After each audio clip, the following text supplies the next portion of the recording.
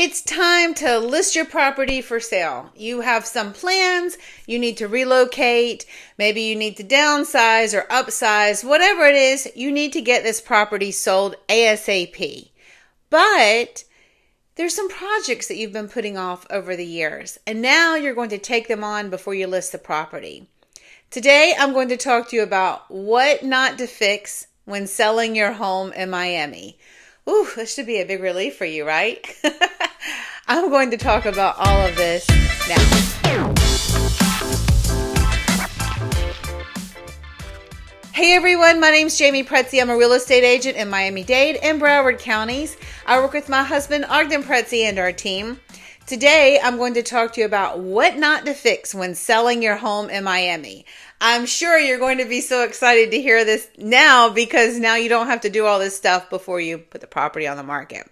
But first, before I get started, if this is your first time here, hit that subscribe button so you never miss another update. We do put out new videos every single week. Also, use the link in our information box and download our guides. Also, you can find our contact information there if you'd like to reach out by phone, text, call, whatever you want. We're always here to be a resource for you. Okay, let's get started. First, I need to preface this with, I realize that there are many different types of properties. There are starter homes, there's mid-range homes, there's luxury properties, there's sometimes properties that people flip. I'm really not talking about the luxury homes today, and I'm not talking about the homes that are flipped. I'm just talking about the regular basic starter homes and the mid-range homes.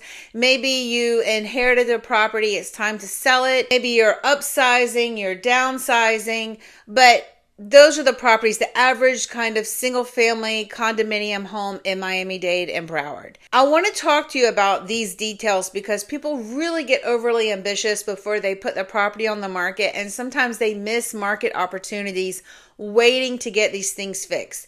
It's also important to remember that the cost of construction and the time and finding good people to do the jobs, the permitting process, a lot of these things require a large upfront cost and time, and sometimes people just don't have time and they don't have the money to put up to do these projects. And time-wise, it really may make sense just to go ahead and get the property into shape the best it can be right now so that you can get it sold and move on with your next project. Number one, I think you have to be very, very careful when it comes to kitchen and bathroom renovations.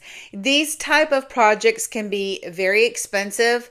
They can also be very personal to your own personal taste. And maybe when you go to do this renovation, it doesn't appeal to a wide variety of buyers. Also, you're going to have to vet contractors, hire contractors, get permits, and some of this work, because of what you're planning to do, may require major upgrades in systems like your plumbing and electrical.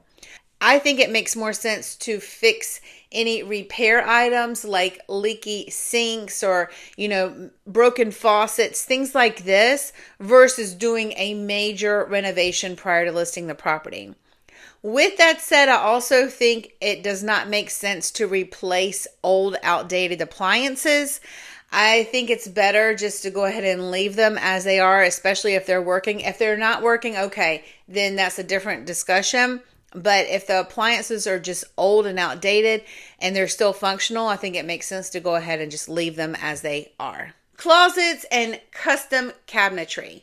Now, I think you have to be really careful about spending a lot of money if you haven't already invested in updating and upgrading and improving your closet space.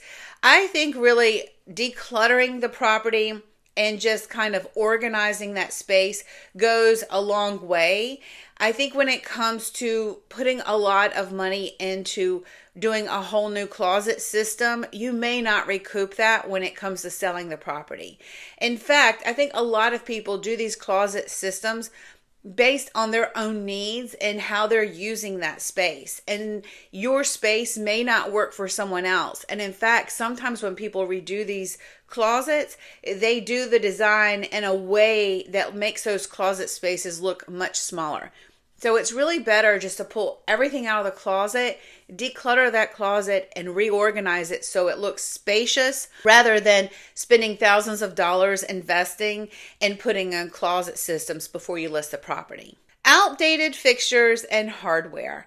Now, this is one of those things that sometimes people will say you should replace, but I'm not always a fan of spending the time to invest and replace these items because a lot of times people just really don't know what to buy. There are projects that they wish that they had done, but they just never did them.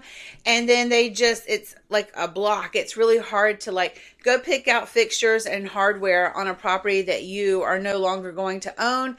And maybe the property just, those things just won't match because the property already needs to be updated fully. And just doing those kind of simple updates just may not really make sense. I think replacing old light bulbs goes a long way. Cleaning and decluttering goes a longer way.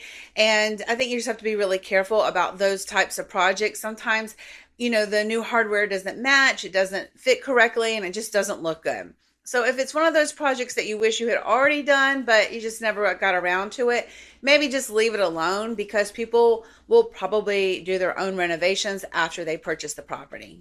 Repainting the whole entire house. Now, if there's a lot of paint peeling everywhere and everything just looks really bad, it may make sense to go ahead and repaint the entire house. However, maybe you just need to do a nice power wash just to clean things up a little bit. Maybe a little bit of painting. Maybe you don't need to paint the whole entire house.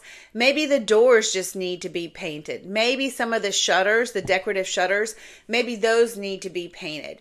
You have to be really careful on spending a fortune on these big projects before you put your property on the market, just because you may not recoup that cost when it comes to actually selling the property.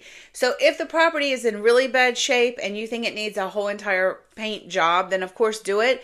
But if it really just needs to be a little bit cleaned up and just some touch-ups and a little bit of cleaning and front door painting, that can go a long way instead of investing in a whole new paint job on the property.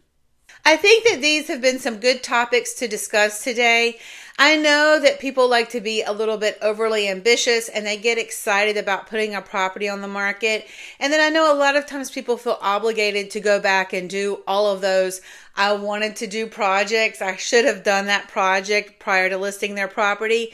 There's just really a lot that we can talk about at a seller strategy session to make sure that you are taking on the right projects prior to closing and not investing a lot of money in projects that will not pay you back at closing. You just have to be really careful and not overly ambitious with your time and money during this time of putting a property on the market. And all of this is something that we discussed at a seller strategy session.